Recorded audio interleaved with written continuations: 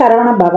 உருவாய் அருவாய் உளதாய் இலதாய் மறுவாய் மலராய் மணியாய் ஒளியாய் கருவாய் உயிராய் கதியாய் விதியாய் குருவாய் வருவாய் அருள்வாய் குகனே.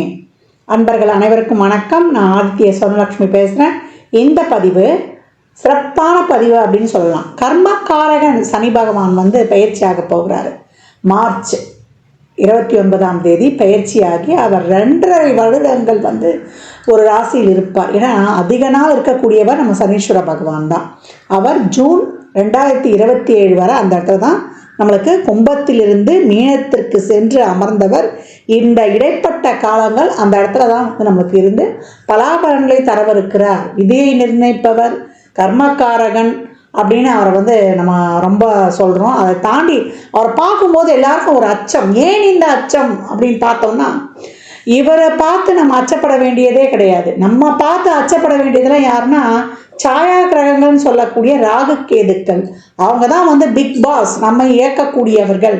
ஒவ்வொரு 1.5 வருடமும் நம்மளுக்கு எல்லாத்தையும் மற்ற 7 கிரகங்களும் கொடுக்காத அவங்க பிடிக்கி வாங்கி செஞ்சுட்டு போயிடுவாங்க. அதே போல் நம்ம என்ன தப்பு பண்ணுறோம், ஒவ்வொரு நொடியும் 24x7 நம்ம பிக் பாஸ் தான். விஜய் டிவி பிக் பாஸ் தான். ஓட முடியாது, ஒளிய முடியாது, எல்லா இடத்துலையும் கேமரா தான் நம்மளுக்கு. நம்ம நினச்சிக்குவோம். நான் நிறைய பதிவுகளில் இதை ஏன் உங்களுக்கு நினைவூட்டுறேன், மறுபடியும் சொல்கிறேன்னா, எப்பயாவது ஒரு தடவை நமக்கு ஞாபகம் நம்ம கவனமாக நடந்துக்குவோம் இல்லையா? அதனால் ஏற்கனவே இருக்கிற கர்மாவால் தான் நம்ம பிறந்து இவ்வளோ கஷ்டப்படுறோம். இனி வரக்கூடிய காலங்களில் நம்ம எப்படி பக்குவமாக ஒரு இறை வழிபாட்டோடு, ஒரு இறை மார்க்கத்தோடு, ஒரு நேர்மறை சிந்தனைகளோடு, நம்ம அன்புணர்வோடு, அதே போல் நன்றி உணர்வோடு நம்ம நடக்கும்போது நமக்கு எல்லாமே ப்ளஸ் ஆர் மைனஸ் எல்லாமே நம்ம சரிசமமாக பாவித்து பக்குவமாக கடந்துடுவோம். போதும், இந்த கர்மாவை இந்த ஜென்மத்தில் அனுபவித்தது போதும். இனி வரக்கூடிய அடுத்த பிறவிலையாவது நம்ம ஒரு நிம்மதியான வாழ்க்கை வாழணுன்றதுக்கு தான் இந்த இன்ட்ரோலே நான் உங்களுக்கு இவ்வளோ பெரிய விளக்கம் கொடுக்குறேன். அன்பர்கள் அனைவரும் இந்த சனீஸ்வர பகவான் பயிற்சியாகி 12 ராசிக்கும் சிறப்பான பலாபலன்களை தரவிருக்கிறார். ஏன்னா ஒரு 6 ராசி ரொம்ப அருமையாக இருக்கும். ஒரு 6 ராசி கொஞ்சம் கவனமாக நடந்துக்கணும். எப்படிலாம் நம்ம கவனமாக நடந்துக்கலாம், இதை எப்படி நம்ம டேக்கிள் பண்ணிட்டு போகிறது? ஏன்னா சனீஸ்வர பகவானை பொறுத்த வரைக்கும் அவரை மாதிரி நன்மையை தரக்கூடியவரும் இல்லை. அவரை மாதிரி ஒரு கொடுங்கோல் அப்படின்னு சொல்லுவோம் இல்லையா, ஒரு ஹிட்லரை பார்த்துருக்குறோம். நான் அதே போல் நம்ம மகாபாரதத்தில் நமக்கு 2 கேரக்டர் இருக்கு இல்லையா, ஒன்று தர்மர், ஒன்று துரியோதனன். அந்த மாதிரி 2 கேரக்டருமே அவர் பார்த்துருவார். அப்போ சனி கொடுத்தால் தடுப்பவர் எவர்? நல்லதும் அதுவே, கெட்டதும் அதுவே. அவர் எப்படி இருக்காரு? அவர் திரிகோணத்தில் வந்தாலும் சரி, கேந்திரத்தில் வந்தாலும் சரி, இல்லை மற்ற இடங்களில் வந்தாலும் சரி, 3 கேட்டகரி, 1, 5, 9, 1, 4, 7, 10, நமக்கு 3, 6, 8, 12 இந்த இடங்கள்லாம் வந்தால் நம்ம எப்படி இருக்கணும்? அப்போ 1, 5, 9 வந்தால் நம்மையும் யாருக்காக வாழ்கிறோமோ நம்ம குலத்தையுமே பாதிக்கும். கேந்திரத்தில் வரும்பொழுது நம்மளுடைய வாழ்வாதாரத்தையே பாதிக்கும். நம்ம யாரை ரொம்ப இது பண்ணுறோமோ அந்த உறவுகளை, அதே போல் நம்மளுக்கு பொருளாதார வகையில் நம்மளை ரொம்ப அன்றாட ஒரு வாழ்க்கையை லீட் பண்ணுறதுக்கு ரொம்ப ஸ்ட்ரகிள் பண்ணுவோம். அடுத்த மற்ற இடங்களில் இருக்கும்பொழுது நம்ம மற்றவங்களோட மிங்கிள் பண்ணி போகிறதையும் மற்றவங்களோட நம்மளுக்கு கிடைக்கக்கூடிய விஷயங்களையும் நம்மளுக்கு தடுக்கும். அப்படின்னு இப்படிலாம் நிறைய விஷயங்கள் இருக்குது. இதை தாண்டி இந்த சனீஸ்வர பகவான் வெறும் இதை மட்டும் நம்ம அப்படியே பிளைண்டாக பார்க்கக்கூடாது. அவர் யாரோட தொடர்பில் இருக்கிறாரு, அவர் எப்படி இருக்கிறாரு, அதை வைத்துத்தான் மற்ற பலன்களை, நம்ம பிறப்பு ஜாதகம் தான் நமக்கு முழுமையான துல்லியமான பலன்களை கொடுக்கும். அப்போ இப்போ பிளேஸ் ஆகக்கூடிய கும்பத்திலிருந்து அவருடைய மூல திரிகோணம் பலம் பெற்ற வீட்டிலேருந்து கால சக்கரத்தின் 11லேருந்து 12க்கு போகக்கூடிய சனி உலகளாவிய அளவில் மிகப்பெரிய மாற்றங்களை ஏற்படுத்துவார். அதை இயற்கை சீற்றங்கள்லேருந்து, உலக பேரழிவுகள்லேருந்து, அதே போல் நாடுகளுக்கு ஏற்படக்கூடிய பிரச்சனைகள்ல இருந்து, நம்முடைய சாதாரண மனிதனின் வாழ்வாதாரத்திலிருந்து, அரசியலிருந்து, அதே போல் நம்ம சமூகத்தில் ஏற்படக்கூடிய அனைத்து விதமான மாற்றங்களுக்கும் காரணகர்த்தா அவரே தான். அதை பற்றி நம்ம பதிவுகளில் தெளிவாக காணலாம். பதிவை முழுமையாக கேளுங்க. இதில் சொல்லியிருக்கின்ற இறை வழிபாடு, அதே போல் எளிமையான ஒரு ஆன்மீக பரிகாரங்களை எல்லாம், வழிபாடு தான் பரிகாரம் சொல்வதை விட, பின்பற்றி உங்கள் வாழ்வை வளமாக்கி கொள்ளலாம். மேஷராசி மேஷ லக்னத்திற்கான சனி பயிற்சி பலன்களை காணவிருக்கிறோம். காலச்சக்கரத்தின் ஆரம்ப வீடு அப்படின்னு சொல்லலாம். இதில் இருக்கக்கூடிய நட்சத்திரங்கள் நீங்கள் பார்த்தீங்கன்னா அஸ்வினி, பரணி, கார்த்திகை, இந்த 3 கேட்டகரியில் நட்சத்திரங்கள் இருக்குது. இப்போ மேஷத்துக்கு இது வந்து ஏழரை சனியில் ஆரம்ப காலகட்டம். எந்த தரப்பினருமே நமக்கு தசாபுதி சிறப்பாக இருக்குது, சிறப்பாக இல்லை, எங்களுக்கு வந்து அந்த புத்தியே வரல, எங்களுக்கு ஒரு நல்ல இடத்துல பிளேஸ் ஆகிருக்கு அப்படின்னா கூட ஏதாவது ஒரு சில மாற்றங்கள், தாக்கங்கள் நம்ம வந்து கடந்து தான் வரணும். இதுதான் வந்து நிதர்சனம். ஏன்னா அவர் கர்மக்காரகன். நம்ம வந்து பெரிய மகான்கள்லாம் கிடையாது. நம்மளையே அறியாமல் ஒரு சில தவறுகளை செஞ்சுருப்போம். போன ஜென்மாவில் நம்ம என்ன பண்ணமோ இந்த ஜென்மாவில் வந்து ஏதாவது ஒரு வகையில் பிரச்சனைகளை சந்தித்து கடந்து வந்து கொண்டிருக்கிறோம்.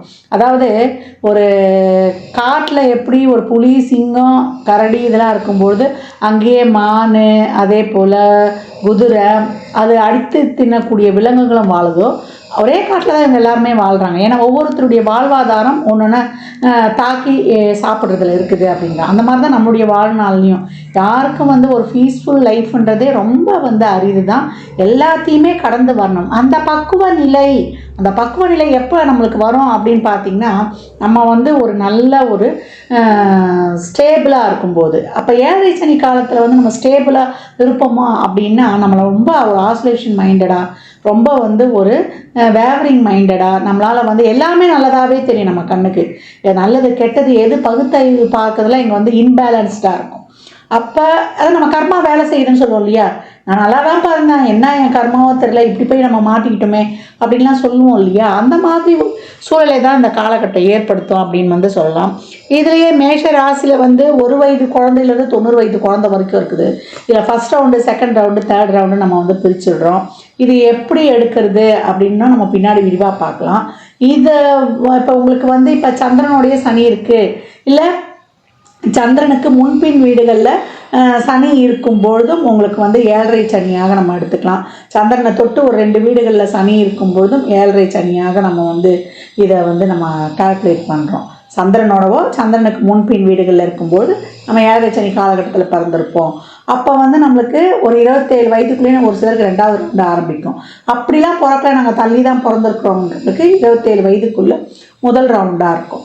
இப்போ நம்மளுக்கு ஒரு 45 வயதுக்குள்ளே, மேக்ஸிமம் ஒரு 55 வயதுக்குள்ளே இருக்கிறவங்களுக்கு செகண்ட் ரவுண்டாக இருக்கும். 55 வயதை கடந்தவர்களாக இருந்தால் தேர்ட் ரவுண்டு, அதுக்கு மேலே ஒரு 70 வயது கடந்த மேலே ஃபோர்த் ரவுண்டு கூட இருக்கும் அப்படின்லாம். இது வந்து விரய சனி, பொங்கு சனி, நம்மளுக்கு வந்து தங்கு சனின்னுவாங்க, மாரக சனின்னுவாங்க, எப்படி வேண்டுமானாலும் இதை அழைப்போம். இப்போ என்ன பண்ணணும், மேஷ ராசி லக்னக்கார அன்பர்கள் ஏழரை சனி வந்துருச்சு அப்படியே நம்ம பயந்து உட்காந்துட முடியுமா? அன்றாட வாழ்வை வந்து நம்ம வந்து கடந்து தான் வரணும். இந்த காலகட்டம் மேஷராசி அன்பர்கள் முதல் ரவுண்டாக இருக்கவங்களுக்கு நிறைய செலவினங்கள் இருக்கும். ஒரு விரைய செலவு, எதை தொட்டாலும் ஒரு விரைய செலவு, அது உடல் ஆரோக்கிய குறைபாடு, ஒரு ஹெல்த் இஷ்யூ, வேலையில் நிறைய அலைச்சல் திருச்சல் இருக்கும், இங்கே அங்கே ஒரு இருக்கும். இந்த அலைச்சல் திருச்சல்லாம் நீங்கள் அக்செப்ட் பண்ணிக்கோங்க. 12 சனி அமர்ந்திருக்கிறார். உங்களை பொறுத்த வரைக்கும் தொழில் ஸ்தானாதிபதி, 11ஆம் அதிபதி.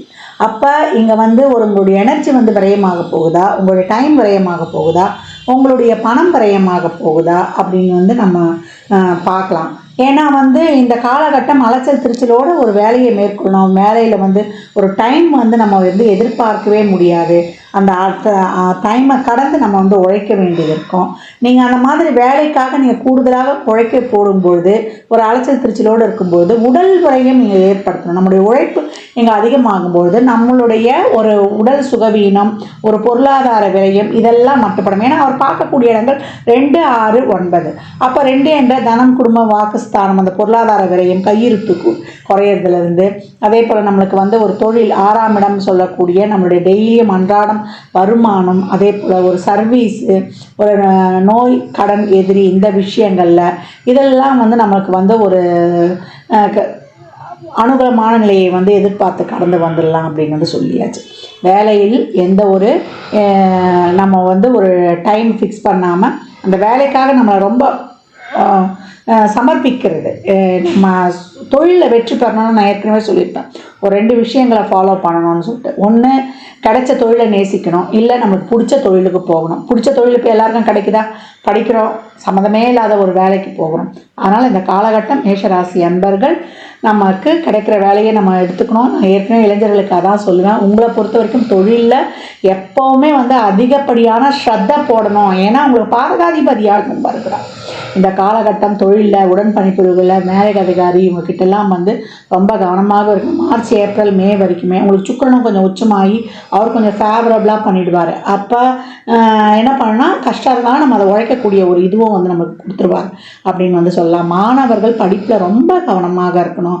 படிப்பை விட்டு வேறு எந்த சிந்தனையும் போகக்கூடாது. ஒரு ஹாஸ்டலில் தங்கி படிக்கிறது, வெளியூரில் தங்கி படிக்கிறது, படிப்புக்காக ரொம்ப எஃபர்ட் போடுறது, அதற்கான நிறைய ஒரு முயற்சிகளை எடுக்கிறது. ஒரு தடவையில் முடியாது, 2-3 தடவை அந்த செயல்களை செய்கிற மாதிரி இருக்கும். உங்களுடைய பெரியவங்களை கொஞ்சம் ஆலோசனை கேட்டு நீங்கள் அதெல்லாம் ஃபாலோ பண்ணிக்கலாம். அதே போல் இல்லத்தரசிகளுக்கு இந்த காலகட்டம் நிறைய ஒரு பணிச்சுமை, மனச்சுமை இதெல்லாம் இருக்கும்.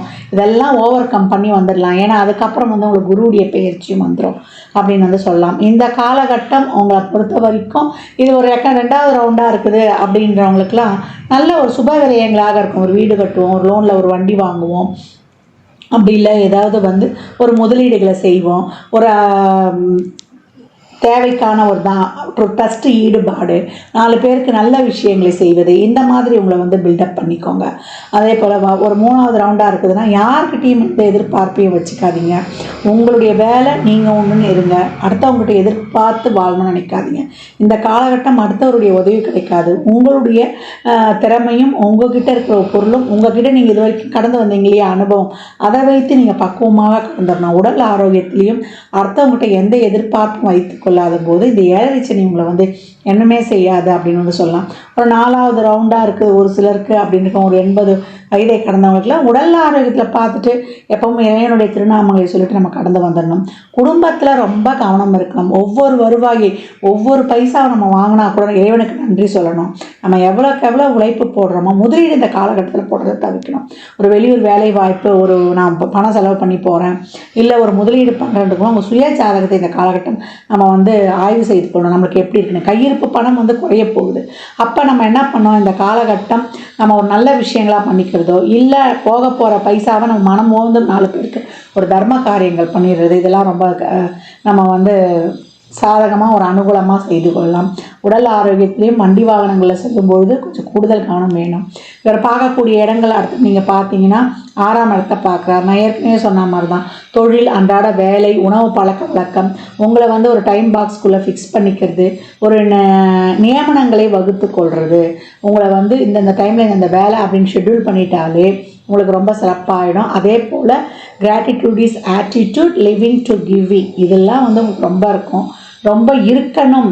அதெல்லாம் பண்ணிங்கன்னா நிறைய தான தர்மங்கள் பண்ணும்போது, ஒரு ட்ரஸ்ட்டு ஈடுபாடு இருக்கும்பொழுது, நன்றி உணர்வோடு இருக்கும்போது, ஏன்னா 12ல் வரக்கூடிய சனி மற்றவர்களோட ஒரு இணைந்து போகக்கூடியது, மற்றவர்களுடைய ஒரு ஒத்துழைப்பில் அந்த காலகட்டத்தை கிடைக்கிறது ரொம்ப அரிதாக இருக்கும். அதனால் எல்லாரையுமே ஒரு அனுசரித்து போகக்கூடிய பக்குவம் நம்மளுக்கு இந்த காலகட்டம் வேணும். எந்த இடங்களில் சனி வந்தாலுமே நம்மளுக்கு ஒரு பிரச்சனை இருக்குது, அப்படியே நம்ம ஒரு லக்ஸுரியாக கடந்துருவோம்னா கிடையாது. ஏன்னா விரைச்சியாக வருகிறார். அப்போ எல்லா விஷயங்களையுமே அப்போ பார்க்கக்கூடிய 10ஆம் பார்வை கர்ம பார்வையாக 9ஆம் இடத்தையும் பார்க்குறார். அப்போ தந்தை வழி உறவில், தந்தையின் உடல் ஆரோக்கியத்தில், அந்த உறவுகளை ஏதாவது நம்ம குடும்பத்தில் ஒரு கர்ம காரியங்களை நம்ம சந்திக்க நேரிடும். தந்தை கூட நிறைய வாக்குவாதம்லாம் வைத்து கொள்ளாதீங்க. அவர்கிட்ட ரொம்ப இன்னும் அவருடைய ஆரோக்கியத்தில், அவர்கிட்ட நடந்துக்கிறதுல நம்மளுக்கு ஒரு பொறுமை, சகிப்புத்தன்மை, பொறுப்புணர்வு இதெல்லாம் ரொம்ப இருக்கணும். பூர்வீக சொத்து பிரச்சனை இருந்தவங்களுக்குலாம் அவங்களுக்கு ஒரு பிரச்சனையாகவே ஒரு சொத்து இருக்கும். மேஷம் இல்லையா, இதற்கு ஒரு பிரச்சனைக்கான சொத்துலாம் இருக்கும். ஒரு சிலருக்கு தசாபதிலாம் சிறப்பாக இருக்கும்போது அதில் ஒரு வெளிவரக்கூடிய ஒரு ரிலீஃப் எல்லாம் கிடைக்குமே. இந்த காலகட்டம் மேஷம் எதற்குமே கவலைப்பட வேணாம். உங்களை டெய்லியும் ஒரு 1 ஹவர் ஒரு எக்ஸசைஸோ ஒரு ஆக்டிவிட்டியோ நீங்கள் உங்களை நல்லா ஒரு ஆக்டிவாக வைத்துக்கொள்ளும்போது இப்போத்தே ஆரம்பிச்சிருங்க. I can do it, Abdul கலாமுடைய வாசகங்கள் தான். ஐ ஆம் the best, I can do it, God is always with me, I am a winner, today is my day. இது உங்களுக்கான தாரக மந்திரம் அப்படின்னு சொல்லிடலாம். அதே போல் எப்போ நீங்கள் அபிராமி அந்தாதி பாடலை படித்து வருவது, 40வது பாடலையும் 75வது பாடலையும், அதே போல் நமக்கு 59வது பாடலையும் நீங்கள் படித்து கொண்டு வரும்போது உங்களுக்கு ரொம்ப சிறப்பாகவே இருக்கும். அந்த பாடலை ஓட விட்டு டெய்லியும் நீங்கள் கேட்டுருங்க. எப்பேற்பட்ட நம்மளுடைய விதியையும் இந்த காலகட்டங்களில் நம்ம வரலாம். பணம் செலவாகும் நம்மளுக்கு வந்து தெரிஞ்சாச்சு. திட்டமிட்டு செலவு பண்ணுவது இந்த காலகட்டம் ரொம்ப வந்து சிறப்பு அப்படின்னு சொல்லலாம். சுப விரயங்களை வந்து நிறைய செய்து கொள்ளுங்கள். தொழிலில் முதலீடு செய்வதில், யூக வணிகங்களில் இதெல்லாம் வந்து யாருன்னா ஒரு கவர்ச்சிகரமாக பேசி ஒரு இதெல்லாம் வந்து எங்களுக்கு போடுங்க அப்படின்ட்டு போய் பண்ணிவிடுவோம் இல்லையா. அந்த ஒரு பேங்க்கில் ஒரே மாதிரி நம்ம வந்து ஒரு சிலர் கவர்ச்சிகரமாக அந்த பேசி இந்த இன்ட்ரெஸ்ட்லாம் கொடுக்குறோன்னு சொல்லிட்டு நம்ம அந்த சிட்ஸ்லாம் போய் சேர்ந்தோம். சிட் ஃபண்ட் நிதி நிறுவன மோசடியில் நம்ம மாட்டிடக்கூடாது. அதுதான் அங்கே வந்து நான் உங்களுக்கு ஆணித்தரமாக வலியுறுத்துகிறேன். மற்றபடி மேஷம் உங்களுக்கு குரு பயிற்சி ஆனவுடனே உங்களுடைய 7, 9, 11 இதையெல்லாம் பார்த்து உங்களுக்கு வந்து ரொம்ப சிறப்பாகவும் ஆக்டிவேட் பண்ணுவார். தொழில் நல்ல ஒரு சிறப்பான தொழில், அதற்காக ஒரு அயராத உழைப்பு. இந்த காலகட்டம் ஒவ்வொரு விஷயத்திலையும் அது 27 வயதுக்குள்ளே இருந்தாலும், இல்லை ஒரு 55 வயதுக்குள்ளே இருந்தாலும், இல்லை ஒரு நம்ம வந்து ஒரு 75 வயது, அதுக்கப்புறம் ஒரு 80 வயதுக்கு மேலே இருக்கிறவங்க அனைவருமே இந்த காலகட்டம் வந்து ரொம்ப கவனமாக இருக்கணும். மேஷராசியில் உள்ள அஸ்வினி நட்சத்திரக்காரர்கள் ரொம்ப கோபத்தை வந்து கண்ட்ரோல் பண்ணிக்கணும். அந்த காலகட்டங்களில் வேலை செய்கிற இடங்களில் மேலதிகாரி உடன் பணிபுரிபவர்கள் ஏற்கனவே நம்பிக்கைக்குரிய ஆட்கள் உங்களுக்கு கிடைப்பது அரிது. அதனால் இந்த காலகட்டம் ரொம்ப கவனமாக இருக்கணும் எல்லா விஷயத்துலையும். அதே போல் பரணி நட்சத்திரக்காரர்கள் பார்த்திங்கன்னா நிறைய டிப்ரெஷன் அதிகமாக இருக்கும். அந்த டிப்ரெஷன்லேருந்து வெளியில் வர்றதுக்கு, அதாவது நம்ப வேண்டியவங்களை நம்ப மாட்டீங்க, நம்ப வேண்டாதவங்களை நம்புவீங்க. அதனால் அப்படியே வந்து ஒரு நியூட்ரலாக வந்துடுங்க. யார் மேலேயும் ரொம்ப உறவுகள் மேலே ரொம்ப எதிர்பார்ப்பு வைக்காதீங்க. இவங்க வந்து நல்லவங்க இவங்க கெட்டவங்கன்னு ஒரு பிளைண்டாக நம்பிடாதீங்க. ஒவ்வொரு சூழல் ஒருத்தவங்க நல்லவங்களாம் கெட்டவளாக ஆக்குறது நம்ம சூழல். அவங்க வந்து நம்மக்கிட்ட வந்து நடந்து கொள்வது அப்படின்னு ரொம்ப பக்குவமாக போயிடுங்க. எதிர்பார்ப்புகளை நிறைய வைத்து கொள்ளாதீங்க. அதே போல் கார்த்திகை நட்சத்திரத்தில் இருக்கக்கூடியவர்கள் வந்து ரொம்ப திருமண வாழ்க்கையெல்லாம் ரொம்ப கவனமாக இருங்க. இல்லை ஒரு திருமணமே நடக்குதுன்னாலும் நிறைய ஃபேமிலியில் வந்து விட்டு கொடுத்து போயிடுங்க. கூட பிறந்த சகோதரர்கள்கிட்டேருந்து இந்த காலகட்டம் தொழில், திருமணத்திலேருந்து, அதே போல் உடல் ஆரோக்கியத்திலேருந்து, பணப்பிரச்சனையிலேருந்து, ஒரு இடம் மாற்றத்திலேருந்து எல்லா விஷயங்களிலும் நிறைய அப்ஸ் அண்ட் டவுன்ஸ் வந்து சந்திப்பீங்க. அதனால் ரொம்ப கவனமாக, ரொம்ப வந்து ஒரு நிதானம், பொறுமை, சகிப்புத்தன்மை, பொறுப்புணர்வு, அதே போல் அயராத உழைப்பு, தெய்வ நம்பிக்கை, ஒரு டிவைன் எனர்ஜி எப்பயும் உங்களோட இருக்கணும். அந்த மாதிரி பார்த்து கொள்ளும்போது 7.5 சனி ஒரு பெரிய விஷயமே ஒரு இதுவே கிடையாது. உங்களுக்கு அவர் 10-11 கூடியவர். நல்ல சிறப்பான தொழில் மாற்றங்கள், முன்னேற்றங்கள், ஏற்றங்கள் இதையெல்லாம் கொடுத்துருவார். நீங்கள் உழைக்க தயாராக இருக்கும்பொழுது முதலீடு, பொருளாதாரத்தை வந்து நம்ம போடுறது தொழிலில், அதே போல் வெளியில் கொடுக்கறது, கையை விட்டு பணம் போகிறது, இதிலெல்லாம் கொஞ்சம் கவனம் இருக்கணும். வாக்கில், கமிட்மெண்ட்ஸில், அதே போல் இப்போது குடும்ப உறுப்பினர்களின் தேவைகளை, நம்ம கடமைகளை நம்ம சரிவர செய்யும்போது நம்ம சனீஸ்வர பகவான் கொடுத்தால் தடுப்பவர் எவர்னு சொல்லுவாங்க. அது நல்லதும் சரி, கெட்டதும் சரி. நம்மளுக்கு என்ன மாதிரியான தசாபுதிகள் நடக்குது அதை வைத்து தான் இதில் இருக்கக்கூடிய பலன்கள். இதெல்லாம் ஒரு 30% வந்து நம்மளுக்கு ஆப்டாக வரும். மற்றபடி அவங்களுடைய தசாபுதிகள் தான் அவங்களுக்கு. அதனால் 7.5 சனி வந்துருச்சு அப்படின்ட்டு நம்ம அவனை அஞ்ச வேண்டியதே கிடையாது. மேஷம் இந்த காலகட்டம் சனிக்கிழமை தோறும் மதியம் 1 to 2 நம்ம ஒரு அன்னதானம் பண்ணுறது, இல்லை உங்கள் பிறந்த ஜென்ம நட்சத்திர நாளில், அப்படி இல்லை இதில் இருக்கக்கூடிய அஸ்வினி நட்சத்திரம் ஒவ்வொரு மாத பிறப்புலையும் அன்னதானம் பண்ணணும். அன்னதானம் எவ்வளோக்கு எவ்வளோ பண்ணுறீங்களோ உங்களுக்கு ரொம்ப சிறப்பாக இருக்கும் உங்களுடைய வாழ்நாள். அதை எலுமிச்சங்காய் ஊறுகாவோட ஒரு வாட்டர் பாட்டில் தண்ணியோட 11 ரூபா 21 ரூபா சில்லறை பணை வைத்து தரும்பொழுது மேஷம் என்றைக்குமே வந்து ஒரு சிறப்பான முன்னேற்றத்தின் பாதையில், அது 7.5 சனியாக இருந்தாலும் கூட. ஏன்னா நம்மளுக்கு இதிலேயே கேட்டகரி பிரிச்சிருக்கோம். எதுலேயுமே நம்ம ஒரு அப்ஸ் அண்ட் டவுன்ஸ் சந்திக்க போகிறோம். அதை எப்படி இறைவனை வந்து நம்ம வெட்டியாக அந்த காலகட்டம் பிடிச்சிக்கணும். பிடிக்கும்பொழுது எந்த சூழலிலும் அவர் நம்மளோடய நம்ம கையை பிடிச்சிட்டு வருவார். ஒரு இருட்டில் போகிறோம் அப்படின்னும் போது நம்ம கையை பிடிச்சிட்டு யாருன்னா வந்தாங்கன்னா நமக்கு ஒரு தைரியமாக போவோம்ல. அது மாதிரி தான் இறைவனுடைய பிரார்த்தனை வழிபாடு, டெய்லி நித்திய வழிபாடு வச்சுக்கோங்க. உங்களுக்கு வந்து ரொம்ப ஒரு சிறப்பான பாதையை உங்களுக்கு காட்டும். இந்த பலன்கள்லாம் கோள்களின் கோச்சார நகர்வை வைத்து பட்டிருக்கு. உங்கள் சுய ஜாதகத்தில் இப்போ என்ன தசாபுதி நடக்குது, அது எதற்காக உங்களுக்கு ஊக்கப்படுத்துது, அது திருமணம், குழந்தை பாக்கியத்திற்கா இல்லை பொருளாதார முன்னேற்றத்திற்கா என்பதெல்லாம் உங்கள் சுய ஜாதகத்தை ஆய்வு செய்வதன் மூலம் மட்டுமே நாம் தெளிவாக அறிந்து கொள்ள முடியும். நிறைய ட்ரஸ்ட் ஈடுபடும். அதையே உங்களுக்கு திருப்பி திருப்பி சொல்கிறேன்னா, இந்த காலகட்டம் நம்ம டக்குன்னு எடுத்த உடனே எல்லாத்தையுமே ஒரு பிளைண்டாக நம்புறதோ, ஒரு அவசரப்படுறதோ, ஒரு முன்கோவம் வச்சுக்கிறதோ, இதில் மட்டும் தவிர்த்துச்சுன்னா மேஷம் என்றைக்குமே ஒரு சிறப்பான மேன்மையோடு எல்லா சூழல்லையும் கடந்து வந்துடும் அப்படின்னு தைரியமாக சொல்லலாம். மேஷ ராசி லக்னக்கார அன்பர்களுக்கு என் மனமார்ந்த வாழ்த்துக்கள் தெரிவித்துக்கிறேன். வாய்ப்பு இருப்பவர்கள் திருக்கொல்லிக்காடு, திருநள்ளாறு, குச்சானூர் இப்படின்னு சனீஸ்வர தலங்களுக்கு வாய்ப்பு இருக்கும்போது சென்று வாங்க. அதே போல் நிறைய சிவ வழிபாடு வைத்துக் கொள்ளுங்கள். சிவ வழிபாடு வைத்துக் கொள்ளும்பொழுது ரொம்ப சிறப்பான பலன்களை தாராளமாக பெற்றுக்கொள்ளலாம். 12 ராசியினருக்கும் இந்த சனி பெயர்ச்சி பலன்கள் சொல்லியிருக்குது. இந்த சனி பெயர்ச்சி பலன்களை எப்படி எடுத்துக்கணும்னா, இப்போ உங்களுக்கு சனி தசாவோ சனி புத்தியோ நடக்குது, இல்லை சனி எந்த ஸ்தானங்களில் உட்காந்துருக்காரு, பெரும்பாலும் 10, 11 அப்படி உட்காந்துருக்காரு, இல்லை 3, 6 ஸ்தானங்களில் உட்காந்துருக்காரு, உங்கள் லக்னம் ராசிக்கு ஒரு சிறப்பான இடத்துல அமர்ந்திருக்காரு அப்படின்றும் போது நீங்கள் கொஞ்சம் பாசிட்டிவாகவே எடுத்துக்கலாம். சனியோட ஒரு சுக்கிரனோ ஒரு புதனோ ஒரு குருவோ இருந்தால் உங்களுக்கு அதிக அளவு சாதகமற்ற பலன்கள் நடக்காது. ஒரு ராகு, கேது, சூரியன், செவ்வாய் இவங்க இருந்தாங்கன்னா அவங்க கொஞ்சம் கவனமாக இருக்கணும். இதே ஒரு சனி தசா, ராகு புத்தி, கேது புத்தி, சூரிய புத்தி, சந்திர புத்தி இதெல்லாம் நடக்குது அப்படின்னும் பொழுது பகைகளோடு இருந்து அவர் தசை நடத்துகிறாரு, அவர் இருக்கக்கூடிய ஸ்தானங்களும் சிறப்பு இல்லைன்னா நீங்கள் ரொம்ப கவனமாக இருக்கணும் அப்படின்னு எடுத்துக்கலாம். இதே ஒரு சுக்கிர தசா, குரு தசா, ஒரு புதன் தசா நடக்குதுன்னா நீங்கள் கொஞ்சம் கடந்து வந்துடலாம் அப்படின்னு சொல்லலாம். எல்லா சூழலில் இருக்கிறவங்களும் இந்த காலகட்டம் ஒரு பிரச்சனையை சந்தித்து தான் நம்ம ஒரு நன்மையும் எதிர்பார்ப்போம். ஒரு லெசன் எடுத்துருவார். ஒரு சனி பகவான் வராருனாலே அந்த பாவத்தை நம்மளை சரி பண்ணி கொடுக்கணும். அப்போ நீங்கள் எதுலேயும் உங்களுக்கு பிரச்சனை இருக்கா, உங்கள் உடல் ஆரோக்கியத்தில் பிரச்சனை இருக்கா, இல்லை உங்கள் லைஃப்பில் பிரச்சனை இருக்கா, உங்கள் குடும்பத்தில் பிரச்சனை இருக்கா, உங்களுடைய உறவு முறையில் பிரச்சனை இருக்கா, நீங்கள் போகிற வழியில் உங்களுடைய சிந்தனையில் உங்கள் சிந்தனை தெளிவில்லாமல் இருக்கா, உங்கள் தொழிலில் பிரச்சனை இருக்கா, அதே போல் நீங்கள் சமூகத்துக்கக்கூடிய சமுதாயத்தில் இருக்கான்னு எல்லாத்துலேயும் இருக்கக்கூடிய பிரச்சனைகளை சுட்டி காட்டி அதை நீங்கள் இந்த காலகட்டம் அதை சரிப்படுத்தி கொள்வதற்காக தான் நம்மளுக்கு இவர் இந்த 7 சனி காலகட்டங்களில் வர்றாரு. இந்த கர்மாக்களை நம்ம அனுபவித்துடணும். இதை நம்ம அனுபவிக்கணும்னு வச்சுக்கோங்களேன், நான் ஏற்கனவே பதிவுகளை சொன்ன மாதிரி தான் அடுத்த ஜென்ரேஷனுக்கு நம்ம கடத்திடுவோம். இப்போ வரக்கூடிய இந்த 7 சனியில் நம்ம ஏன் கண்டு நடுங்குறோம், நம்ம என்னென்ன தப்பு பண்ணுறோம், ஒவ்வொரு வினாடியும் ஒவ்வொரு நொடியும் இந்த ஜென்மத்தில் பண்ணுறது அடுத்த ஜென்மத்தில் 2, 6, 10 வந்துடும். நம்ம போன ஜென்மத்தில் செய்தது தான் இந்த காலகட்டத்தில் 4, 8, 12 ஸ்தானங்களில் இருந்து நம்மளுக்கு பலன்களை கொடுக்க போகுது. அதனால் 7 சனி வந்துருச்சுன்னு யாரும் கவலைப்படவே வேண்டாம். அந்த மாதிரி சனி புத்தி தசா நடப்பவர்கள் மட்டுமே கொஞ்சம் அதிகப்படியாக கவனமாக இருக்கணுன்றதையும் மேற் சொன்ன பதிவுகளில் இருந்து தெரிந்து கொள்ளுங்கள். இந்த காலகட்டம் நிறைய சிவ வழிபாடு பண்ணுங்க.